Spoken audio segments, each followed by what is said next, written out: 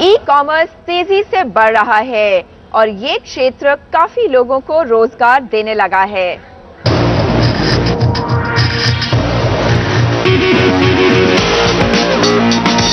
Online खरीदारी तेजी से बढ़ रही है।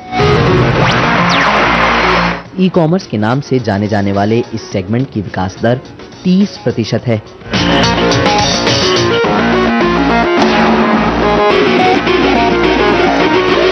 जब कोई सेगमेंट इतनी तेजी से बढ़ रहा हो तो उसके लिए लोगों की जरूरत तो होगी ही। ऐसे में भारत की एचआर कंपनीज ऑनलाइन सेगमेंट के लिए लोगों की नियुक्ति करने में लगी हुई हैं।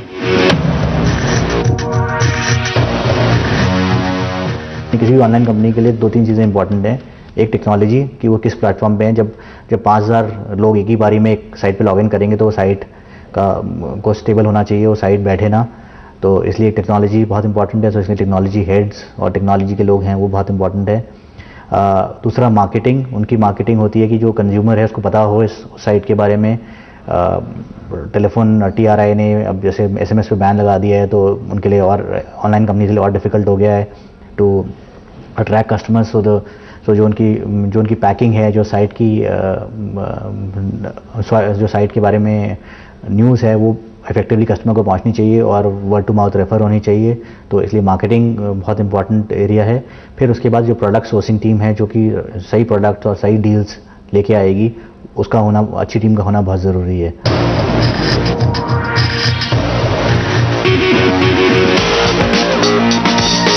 ई कॉमर्स सेक्टर की ज़रूरतें अलग ढंग की होती हैं, इसीलिए एचआर कंपनीज विशेष फॉर्मूला अपनाकर लोगों की बहाली कर रही हैं।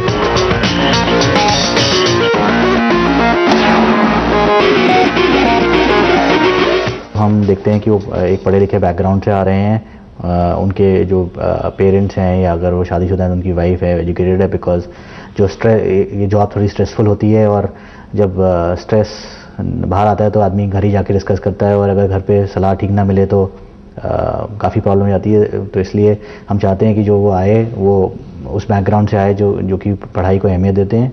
बाकी जो कैंडिडेट है उसकी वो बोलने में उसकी कम्युनिकेशन स्किल्स अच्छी होनी चाहिए और हार्ड वर्किंग होना चाहिए। समवन जो कि चाहता है, बिकॉज ये सैलरी, यहाँ पर salary plus incentive driven structure होता है जिसमें कि आप जितना आप एफर्ट करेंगे उतना आपको इंसेंटिव मिल सकता है। तो अगर आपकी सैलरी अगर 10,000 है तो आप 10,000 ऊपर से आप एज इंसेंटिव कमा भी सकते हैं।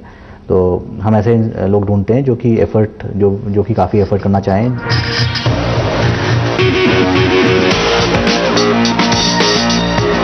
ई कॉमर्स को सपोर्ट करने वाले और कई सेगमेंट्स हैं, जैसे लॉजिस्टिक्स और बैंकिंग। इन सेगमेंट्स को ई कॉमर्स को विशेष सेवा देनी होती है, इसीलिए बैंकिंग और लॉजिस्टिक्स भी भारी मात्रा में ऐसे लोगों को नियुक्त कर रहे हैं जो ई कॉमर्स के लिए सूटेबल हों।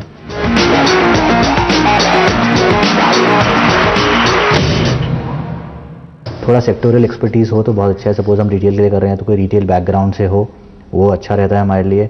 अगर कोई FMCG बैकग्राउंड से हो तो हम प्रेफर करेंगे। और सिमिलरली अगर कोई ऑनलाइन या कंज्यूमर ड्यूरेबल बैकग्राउंड से हो, बिकॉज उनको इंडस्ट्री की नॉलेज ज़्यादा होती है एंड उनको समझाना या समझना, उनकी प्रोफाइल समझना, कोई जो क्लाइंट से रिक्वायरमेंट आती है वो ज़्यादा आसानी से वो निपटा सकते हैं।